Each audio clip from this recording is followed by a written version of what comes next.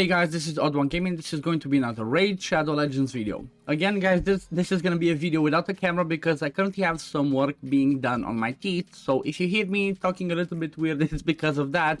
Like I said in my previous video yesterday, I currently look a little bit like Gollum. I'm not going to show you the Gollum picture anymore, but yeah. So today I want to talk a little bit about a clan boss team that honestly, for this variation of the team, I feel like this is the perfect tune for this team. And the team that I'm talking about is the Deacon Forever. What this team is, it's basically this one over here that uses Deacon Armstrong to keep us, to get us in the 2-to-1 ratio in case you do not have the Seeker. Like the normal team is called Batman Forever. It uses a Helicast, Warcaster, Seeker, and then 2 DPS people. The good thing about this one is we had so many champions coming out now that we have variations. Instead of Helicast, you can use Alsgor, you can use Roshkar, you can use Sir Nicholas. Same thing for the Warcaster. It's just in this spot, you definitely have to have somebody that's unkillable or block damage on a 4-turn cooldown that's for 2 turns. Even a new champion, if you have a quick look at him, Emic Trunkheart. So if you're going to be fusing this one, you can even use him in the same team. The last one you just use Warcaster or somebody else, because what you can do with him is you can use his unkillable over here that you see goes on a 4-turn cooldown, but he also puts a taunt on himself. This one should not be an issue because you should outrun the taunt, so he should not be taking the stun. And all you would have to do is just lock out the A2. Do not use this A2 and you should be good to go. Maybe even if you would use this A2, it might work with a Manitor, but I still need to do some testing in order to work this out. So for now, let's just say you lock out his A2 and use his A3, and he's gonna be able to come into your unkillable team. But after that, what you would need in this team is somebody like a Tatura to keep you affinity friendly or to block the stun. Because the way this team works is you do not have a block debuff champion as you would have in the Manitor one. So the Tatura can be somebody like a Brogni, the Tatura could be somebody like a Riho Bone Spear or Blind Seer. Basically anybody that brings you a block debuffs for 2 turns on a 3-turn cooldown. So that's what you need to keep in mind. And then you would obviously have the Gnut, because I wanted to show something with Gnut again, as most of us already have him from the fusion, and he's pretty amazing. And then I wanted to show this variation with Deacon, because you know what, I already have the Batman Forever on my YouTube channel, but I do not have the variation with Deacon. So what I will be doing is I'm going to show you the presets first, then we're going to quickly check the round for like 3 minutes, and then we're going to look at the builds and talk about other replacements and all that. So when it comes to the presets, this team is full auto unless we are facing the Spirit Affinity.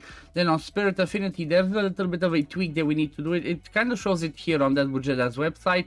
I'm gonna have this link in the description, and I'm gonna put this link that I use myself. I'm gonna share it and put in the description for you guys to have. But unless it's Spirit, it's full auto. You just need to have Deacon prioritize the A3 and then second priority the A2.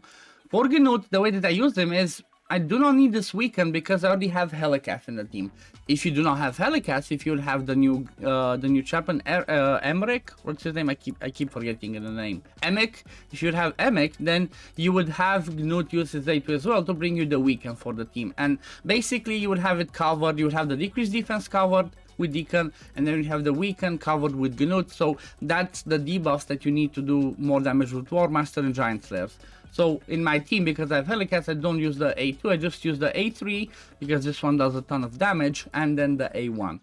Then when it comes to Tatura, I locked out the A3 because this can be a little bit tricky as it places Perfect Veil, and it might change the stun targeting, and it might be a little bit more complicated, especially on Spirit Affinity.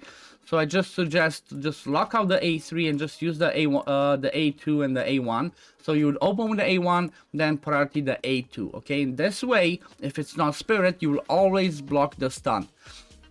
The good thing and the beautiful thing about having Tatura instead of Brogni in this team is he brings the increased defense, and he's gonna boost the damage of Gnut and Helicast. Helicast still places increased defense after the block damage goes off, but that's not gonna be on all of the time. So it's where this one, yeah. So from the passive, when the block damage goes off, you get increased defense. It might not be on all the time, so Tatura helps us cover that as well.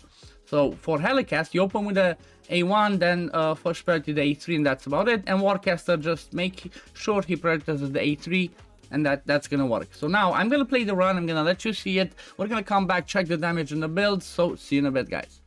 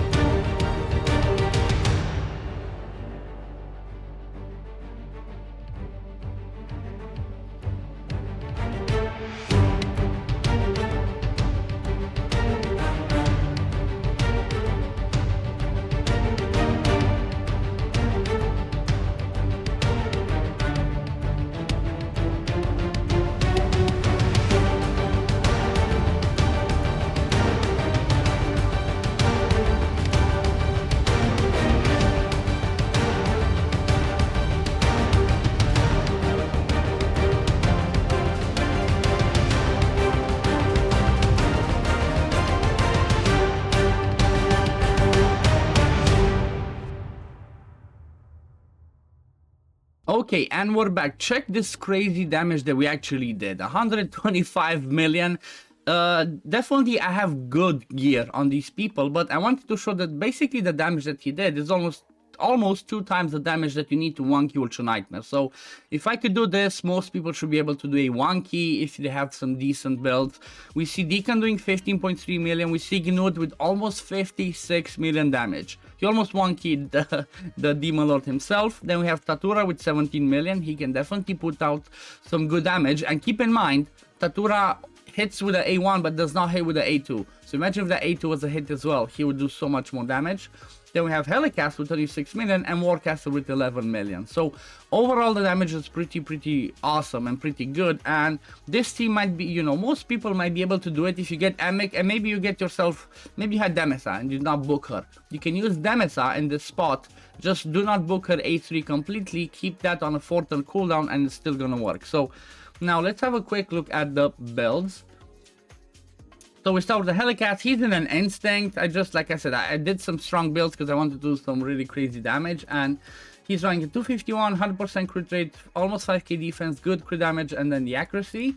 These are the masteries that he uses with War Master at the end. I even took Steadfast because I don't want him to take the stun, but honestly that does not really matter because we are covered with because we are covered by Tatura. However, if we go on Spirit Affinity, the stun in this team, because everybody's spirit, would go to Warcaster. So we need to make sure that we have the block debuffs covered over there. Then when it comes to Tatura, again, War Master down the support tree. And he's built in Savage. Some of my leftover Savage. Again, I have strong gear, guys. Keep that in mind. Tatura's running 253 speed, 100% crit rate. Good defense, good crit damage. Accuracy, you don't really care about him because you don't really want this decreased accuracy, but I have it because of the way that the sets got completed. Then Gnut, I used him in a Relentless. So you can use Relentless on Gnut and on the DPS in this slot. Like, let's say you're not going to face Affinity and you always go against Void. You can have the Tatura Rhyme be anybody else that is a DPS champion and they can run in Relentless. If you go and check over here again, it says over here that you can have, what is it, fast DPS can be Relentless as long as they're faster than the slow block damage champ. Ninja has to be 252 and cannot be in Relentless. And then slow DPS again can be in Relentless. So if you're gonna do this not against Spirit, and you're gonna make sure that the stuns would always go to one of the DPSs, then you can run them both in Relentless. Otherwise, just run the slow one in Relentless and you should be good. And the other one, this one can be your block debuff champion, like I have the Tatura in the team. Now let's go check again. So, like I said, Gnut is in Relentless. Again, he's gonna have a strong build, 201 speed, 281 crit damage, 4.4 kit attack, and good enough accuracy. Like with this accuracy, he's good for hard dungeons as well. So, if you decide to build him for this, he's gonna be good. It's just, he might be a little bit too slow if you're trying to tackle stages 10. So, keep that in mind. Obviously, everybody's gonna be fully booked that I'm gonna show in the team.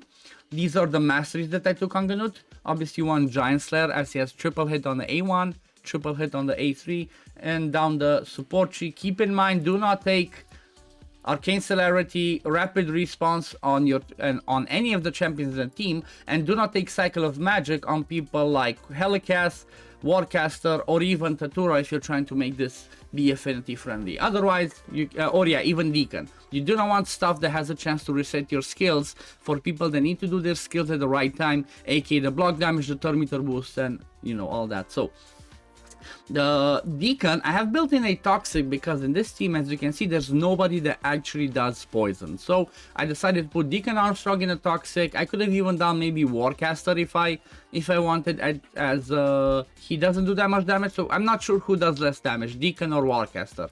But yeah, I decided to go with Deacon because he's a little bit slower, allowed me to pump better stats in him, 226 speed, good attack, good crit damage, 100% crit rate, and again the accuracy to land the debuffs. Then these are his masteries. I could even change, and that would be better, just reset his masteries, and instead of defense tree, go down the support tree, take Master Hexer for a chance to extend those toxic that he places, you know, to do more damage with those poisons.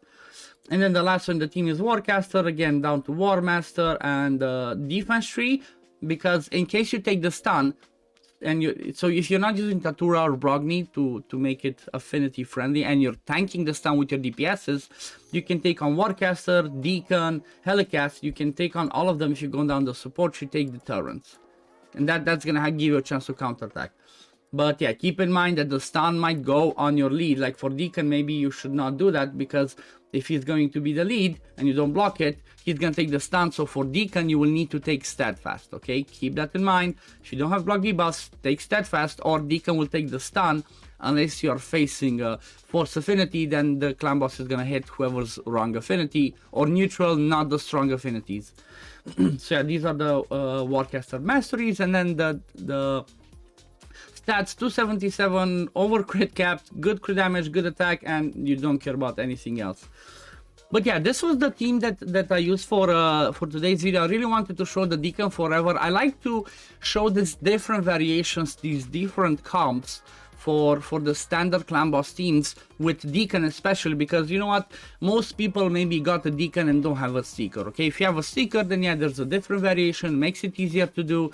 But with Deacon it's a bit trickier because he does not boost 30% turn meter, he only boosts 15.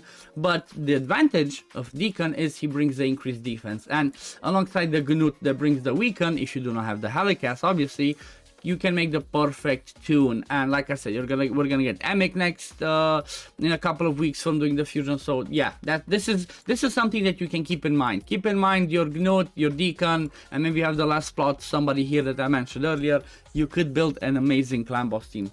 But anyway, this is gonna be it for the video today, guys. I hope you enjoyed it. I hope this is helpful and maybe gives you guys some ideas out there to build some really fun clan boss teams. And you kind of want to get to the point where you have a clan boss team that does a 1 key ultra nightmare, or like all the difficulties full auto, because from what I understood, this is the requirement for us to be able to instantly complete the clan boss keys as soon as they release the feature that, you know, just lets us one tap it, and that's it, the clan boss key is done.